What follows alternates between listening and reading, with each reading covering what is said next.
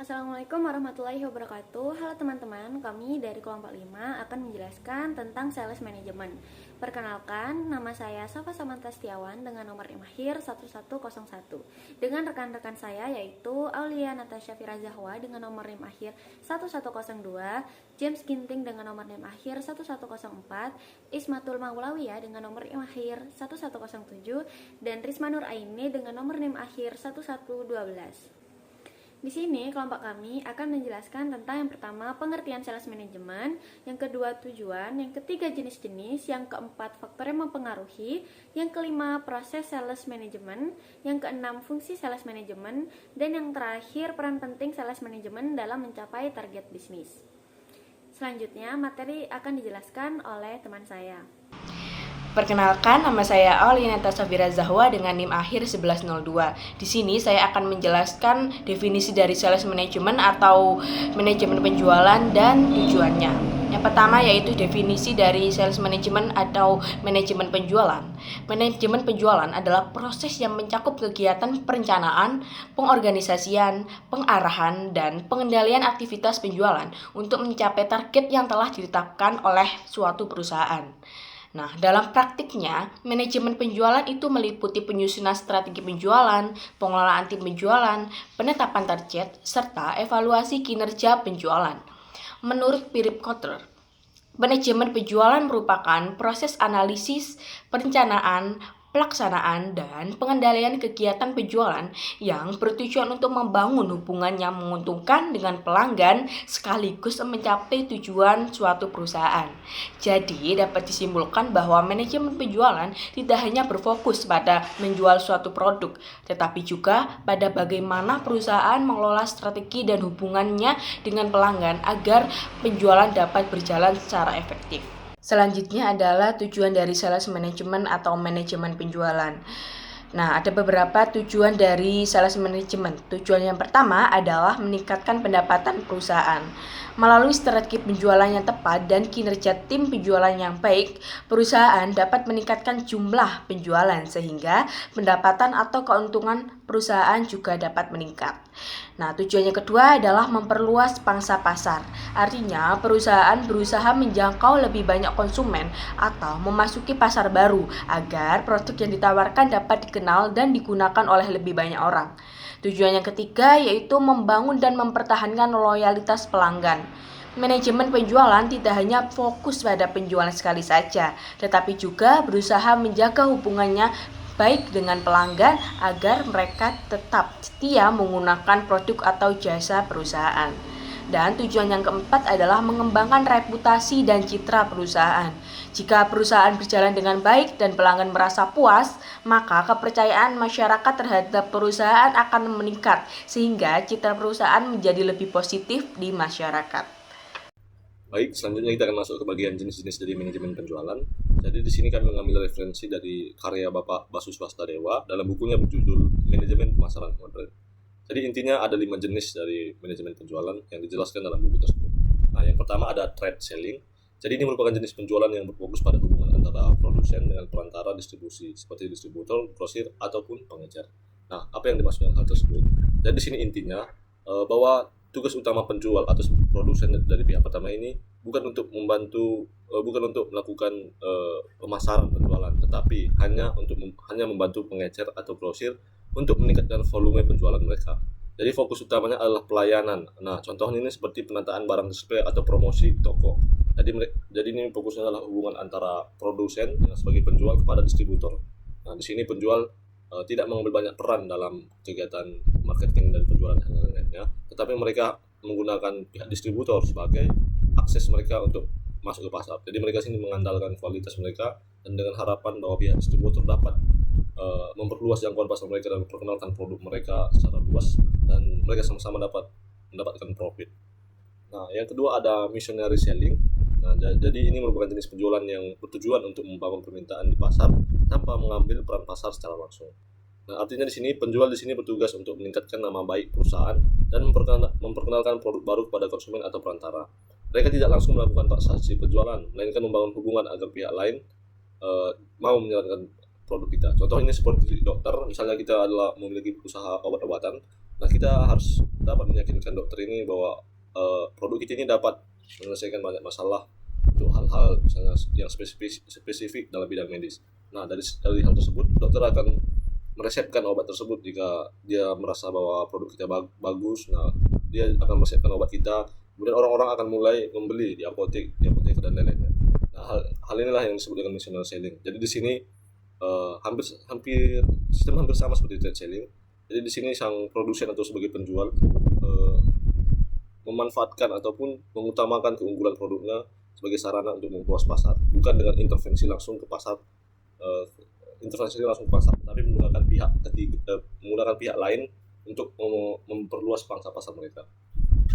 Nah, selanjutnya kita masuk ke bagian ketiga, ada technical selling. Jadi ini merupakan jenis yang mengandalkan keahlian teknik dan konsultasi untuk memecahkan masalah spesifik konsumen. Sama halnya seperti konsultasi hukum, kemudian ada konsultasi keuangan di bagian finance dan lain-lainnya. Jadi intinya di sini penjual dalam kategori ini harus memiliki keahlian teknis untuk menjelaskan manfaat dan cara kerja produk yang kompleks. Tugas utamanya adalah memberikan bimbingan teknis kepada calon pembeli agar mereka paham bagaimana produk tersebut bisa menyelesaikan masalah mereka. Nah, ini berkaitan dengan kegiatan persuasif.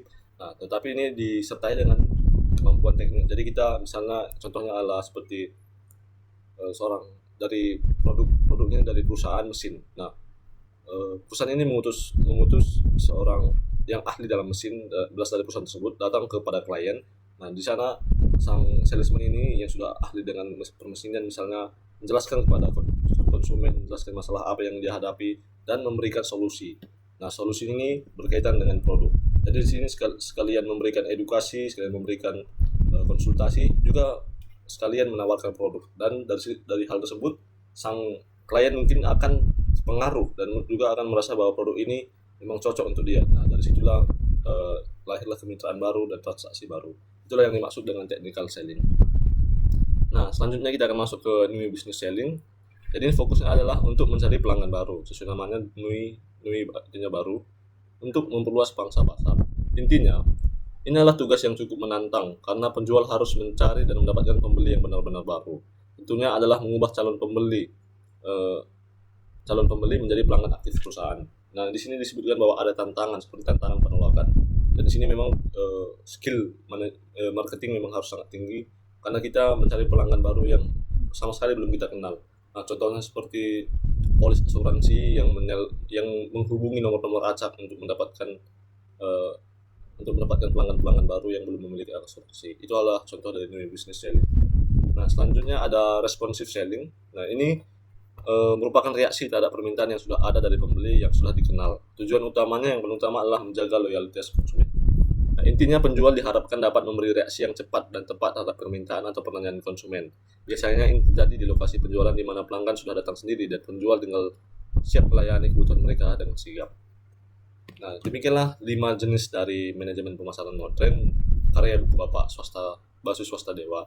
Selanjutnya kita akan masuk ke bagian faktor-faktor yang mempengaruhi penjualan. Sama seperti sebelumnya, ini juga merupakan referensi dari buku karya Bapak Basus Swasta Dewa dalam bukunya berjudul Manajemen Pemasaran Modern. Jadi di sini juga ada 5 jenis. Kita akan mulai bagian pertama, yaitu kondisi dan kemampuan penjual. Jadi di sini penjual wajib bisa meyakinkan kepada pemilik agar bisa berhasil mencapai target penjualan yang diharapkan. Penjual harus memahami beberapa persoalan penting yang sangat berkaitan dengan produk dan kemampuan persuasif. Kemampuan persuasif yang dimaksud di sini adalah kemampuan untuk mempengaruhi orang. Jadi ini adalah gaya dan seni berbicara bagaimana memainkan psikologi pelanggan. Nah, mengapa hal tersebut berpengaruh? Karena penjual di sini sebagai garda utama yang berinteraksi dengan konsumen, maka mereka membutuhkan kemampuan public speaking yang bagus yang dapat menjelaskan produk mereka, kemampuan juga untuk mempengaruhi psikologis konsumen agar mau meyakini bahwa produk yang kita tawarkan ini dapat menyelesaikan masalah mereka, dapat memenuhi ekspektasi mereka. Dan juga diharapkan bahwa penjual ini memiliki kondisi yang sempurna secara fisik dan mental untuk menghadapi konsumen. Tentunya saat menghadapi dengan konsumen yang baru, tentunya akan banyak hal-hal yang di luar kendali. Apalagi orang yang ataupun konsumen yang akan kita layani atau yang akan kita ajak interaksi ini, kita tahu tentunya semua berbeda-beda. dan juga memiliki sikap dan cara-cara pelayanan yang berbeda-beda juga. Dan di sini dikatakan bahwa mereka harus mampu untuk beradaptasi dengan konsumen dalam hal berinteraksi. Nah, fungsinya adalah untuk meyakinkan mereka. Itulah tujuan utama dari faktor yang pertama ini. Kemudian yang selanjutnya adalah kondisi pasar. Jadi pasar adalah sekelompok pembeli atau pihak yang telah menjadi target sasaran oleh para penjual. Kondisi pasar juga dapat mempengaruhi kegiatan penjualan, seperti jenis pasarnya. Nah, jenis pasar ini masuk dengan banyak sekali hal, tetapi saya mengambil contoh seperti pasar monopoli, oligopoli, pasar persaingan sempurna, dan lain-lainnya. Kemudian ada segmen pasar. Nah, ini segmen pasar berkaitan dengan siapa saja sih yang menjadi target pasar kita. Kemudian ada daya beli pasar, jadi kita juga harus memperkirakan daya beli dari masyarakat sekitar. Jadi kita tidak boleh menggunakan asumsi daya beli asumsi harga yang jauh dari daya beli realnya pasar tersebut. Nah, kemudian selanjutnya adalah frekuensi pembeli. Jadi seberapa besar frekuensi pembeli mungkin dari setiap individu kelompok. Misalnya individu yang ini berbelanja di pasar tersebut 2 kali dalam seminggu dan lain-lainnya. Nah, kemudian keinginan dan kebutuhan pasar. Jadi ini merupakan salah satu aspek penting, dimana kita harus memahami keinginan dan kebutuhan pasar. Ini hampir berkaitan dengan segmen pasar sebelumnya. Selanjutnya yang ketiga ada modal.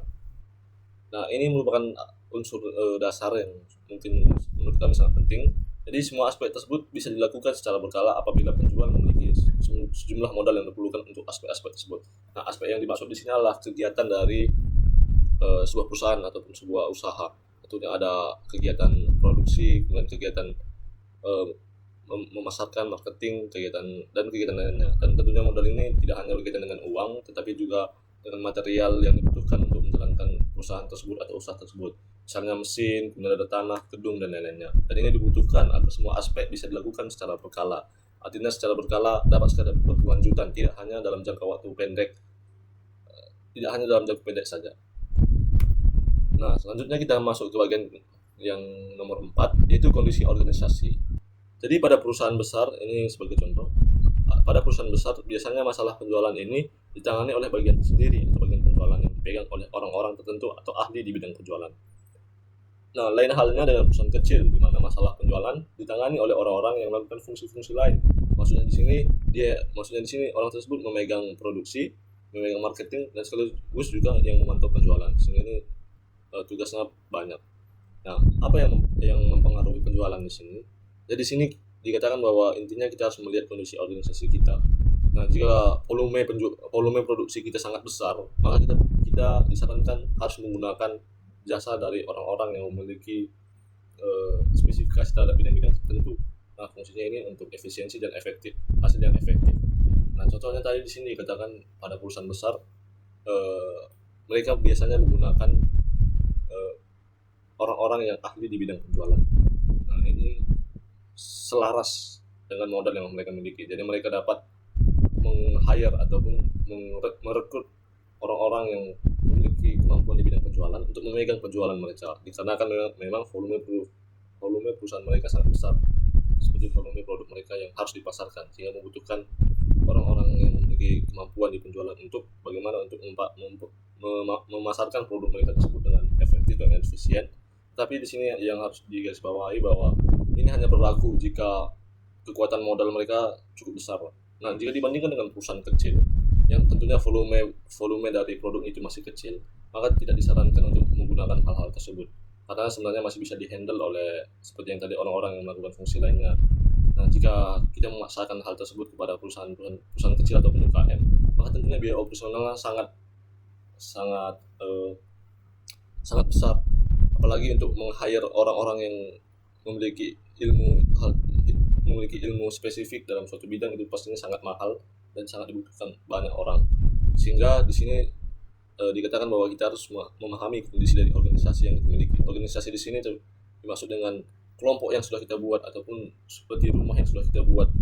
Dalam konteks ini adalah rumah usaha. Tidak peduli skalanya besar kecil atau tidak, tetapi inilah sebuah organisasi yang harus kita kelola. Kemudian yang kelima ada faktor lain. Nah, faktor lain ini seperti periklanan, peragaan, kampanye, pemberian hadiah, diskon, dan lain-lainnya. Kemudian ada insentif yang untuk menaikkan penjualan dan hal-hal lain-lainnya. Nah, ini juga sering mempengaruhi penjualan, di mana seperti yang kita tahu bahwa beberapa dari faktor lainnya ini adalah bagian dari materi yang sebelumnya setelah kita pelajari, yaitu advertising, ada periklanan, ada pemberian hadiah, seperti diskon tadi, dan lain-lainnya.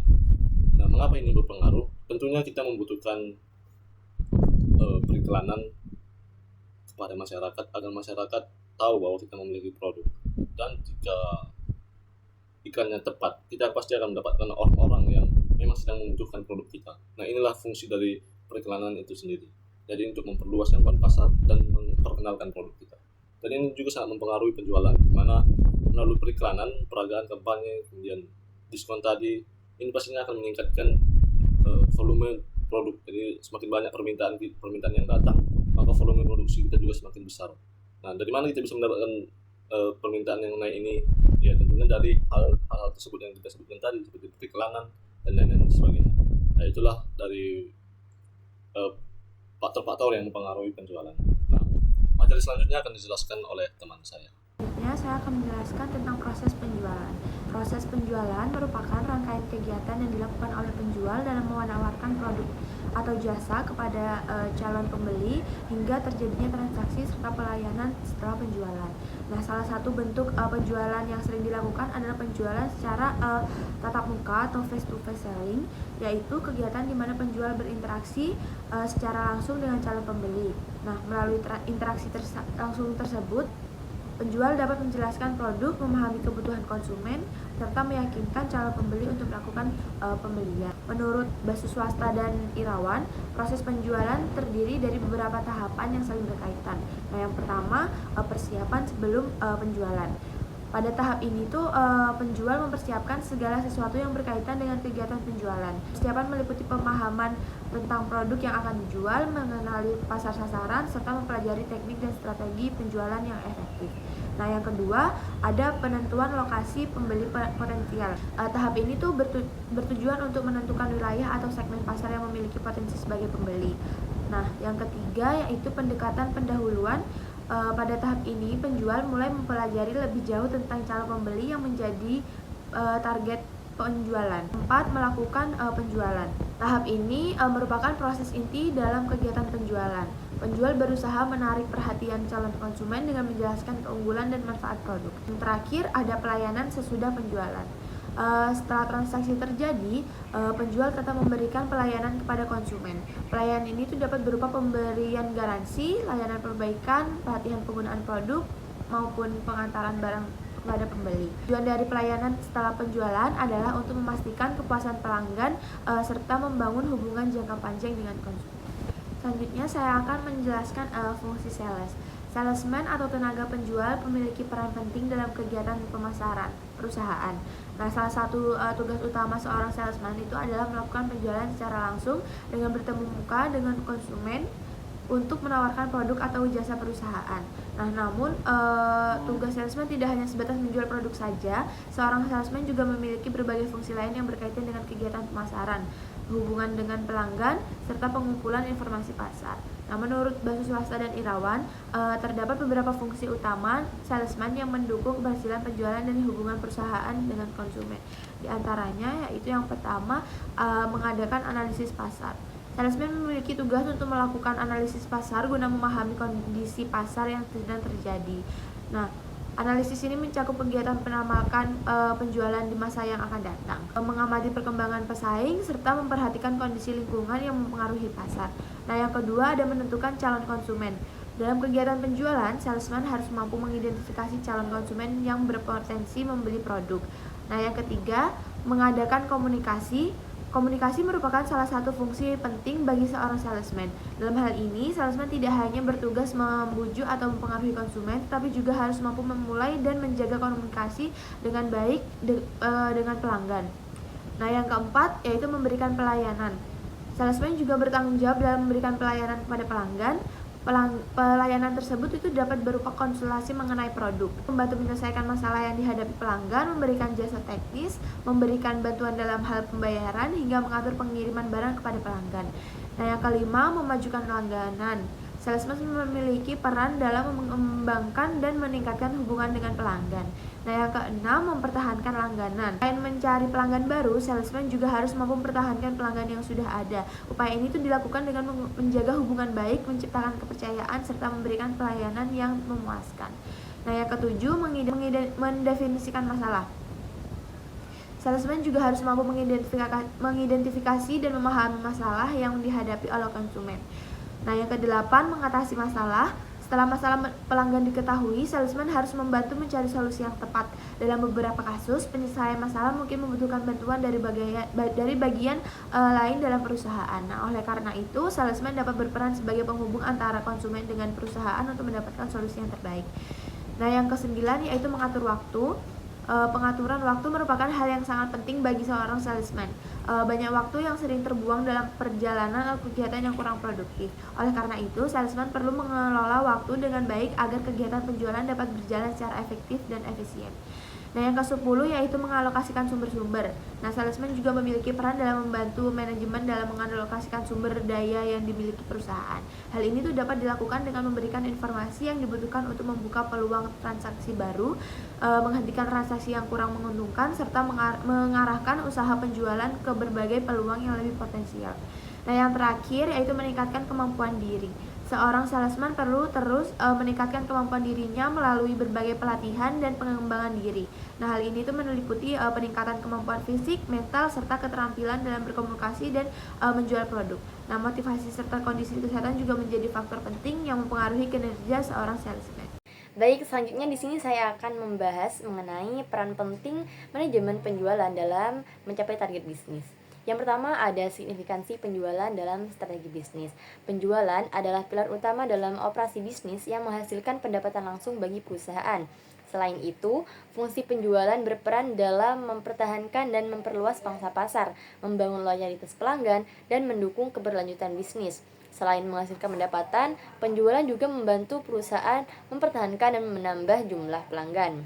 Nah, dengan penjualan yang baik, perusahaan dapat meningkatkan kepercayaan pelanggan terhadap merek dan menjaga kelangsungan usaha. Penjualan juga bisa menjadi penghubung antara perusahaan dan juga pasar. Jadi, tim penjualan itu kan biasanya berinteraksi langsung dengan pelanggan, sehingga mereka bisa mengetahui perubahan, kebutuhan, dan tren pasar dan juga persaingan.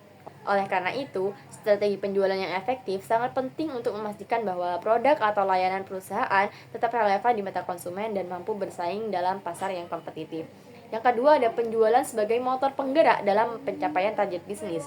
Nah, penjualan adalah penghasil pendapatan utama bagi sebagian besar bisnis. Nah, tanpa aktivitas penjualan efektif, perusahaan tidak akan mendapatkan penghasilan yang cukup untuk menutupi biaya operasionalnya. Dan juga perusahaan tidak dapat mencapai laba yang diinginkan. Oleh karena itu, salah satu tujuan utama dari strategi bisnis adalah mengoptimalkan penjualan untuk meningkatkan pendapatan dan juga profitabilitas.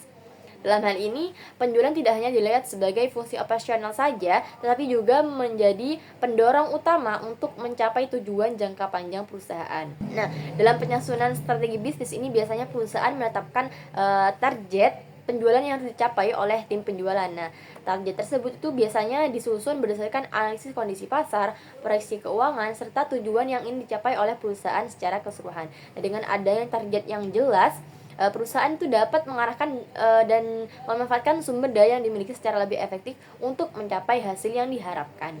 Lalu yang ketiga ada sinergi antara penjualan dan pemasaran.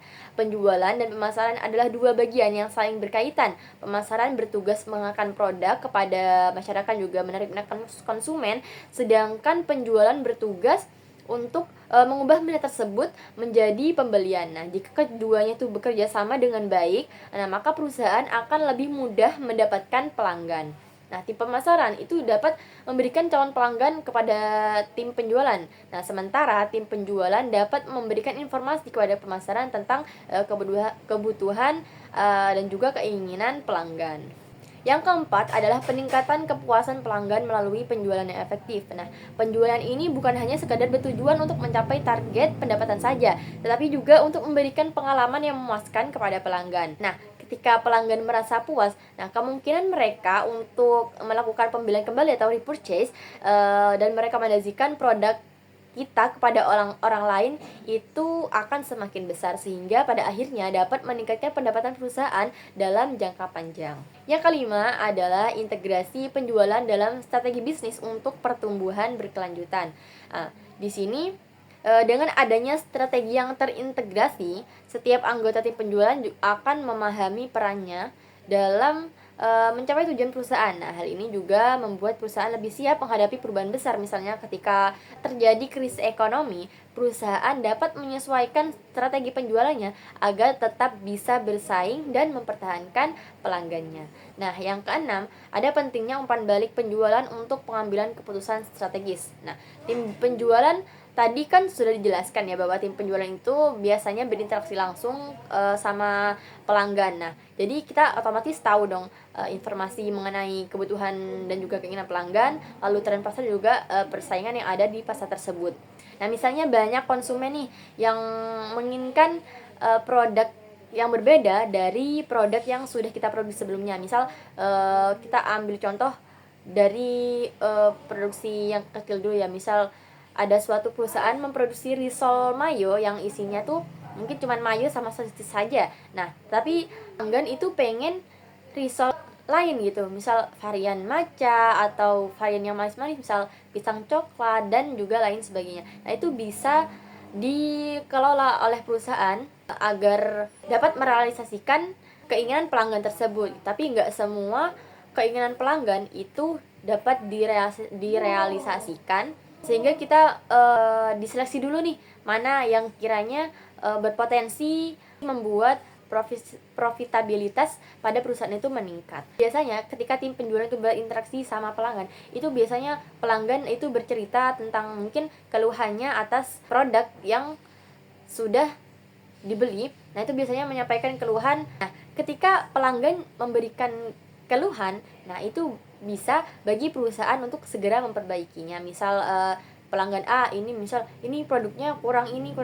Nah, perusahaan itu juga bisa langsung memperbaikinya. Jadi nggak cuma pelanggan aja yang dapat memberikan kontribusi kepada perusahaan, tapi perusahaan juga harus bisa memberikan umpan balik kepada pelanggan seperti itu. Lalu yang ketujuh ada penjualan dan pengembangan citra perusahaan. Nah, tim penjualan juga berperan dalam membentuk citra perusahaan. Setiap interaksi dengan pelanggan akan mempengaruhi bagaimana pelanggan itu menilai perusahaan. Nah, jika tim perusahaan memberikan pelayanan yang baik, maka pelanggan akan memiliki kesan positif kepada perusahaan dan lebih percaya kepada merek tersebut. Nah, sebaliknya ketika tim penjualan memberikan pelayanan yang buruk, maka itu dapat merusak reputasi perusahaan. Maka kesimpulannya, sales management atau manajemen penjualan itu merupakan proses perencanaan, pengorganisasian, pengendalian, dan pengarahan yang dilakukan oleh perusahaan untuk mencapai target bisnisnya. Manajemen penjualan ini juga berperan penting untuk meningkatkan pendapatan, memperluas pangsa pasar, dan membangun loyalitas pelanggan. Proses penjualan itu diawali dengan persiapan, mencari calon pelanggan, penawaran, dan melakukan pelayanan setelah penjualan. Jadi peran penjual itu gak hanya melakukan penjualan dan penawaran aja, tetapi juga melayani pelanggan dan membantu menyelesaikan permasalahan yang dialami oleh pelanggan. Maka pelanggan itu dapat membangun loyalitasnya terhadap perusahaan. Perusahaan pun juga dapat cepat mencapai target bisnisnya dan membangun hubungan dalam jangka panjang. Seperti itu. Sekian dari kelompok 5. Mohon maaf jika kami ada kesalahan. Wassalamualaikum warahmatullahi wabarakatuh.